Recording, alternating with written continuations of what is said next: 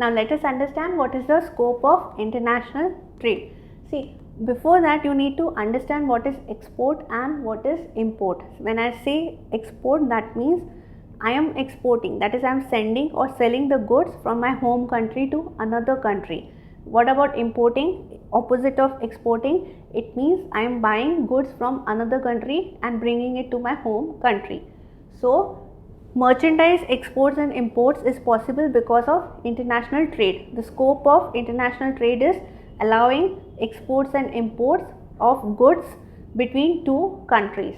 Similarly, it allows export and import of services. So if you need services, there are ways that you can export the service which you are providing, or if you want the service, you can import the services also. Let's understand the term licensing and franchising. See, this is again under the scope of international trade. Now, licensing is giving a license to somebody in another country, that is permitting that person in a foreign country to produce, sell goods under your trademark, patents or copyrights in lieu of some fee. This is a way of entering into some country on an international, so this is a way of doing an international business. Now, Coca-Cola would be an example for this, wherein they give the licenses or they permit the other parties to produce Coke and sell in the country. For example, here in India, they would give license to, let's say, Mr. A, who would produce the Coke and sell under the trademark and patents of Coca-Cola, and this would be done for a fee. Now, franchisee is very similar to licensing, but it is used in terms of connection with provision of services. Okay. Now, here McDonald's would be an example wherein they give, you can open the franchise and you can sell the goods or services from there. Now, apart from that, the scope of international trade would include foreign investments. So, here what happens, there would be people internationally who would have funds, there would be companies who would have funds. So, they would like to invest these funds for a better return.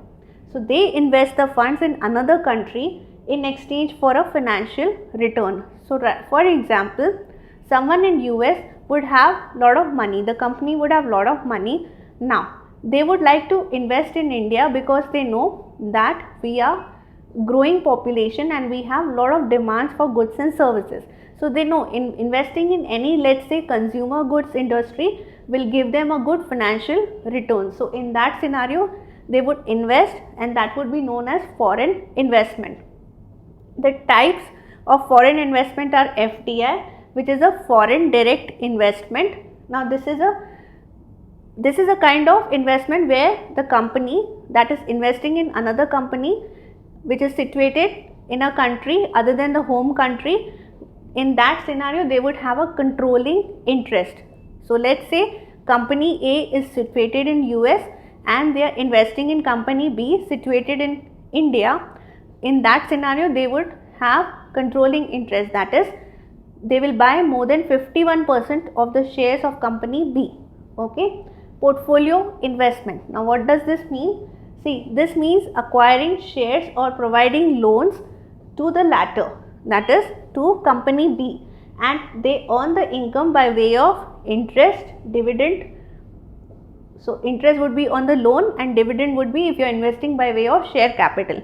So, here instead of having a controlling interest, the shares would be acquired of company B and we would earn in form of dividend. Otherwise, if you are providing loan to company B, we would be earning by way of interest.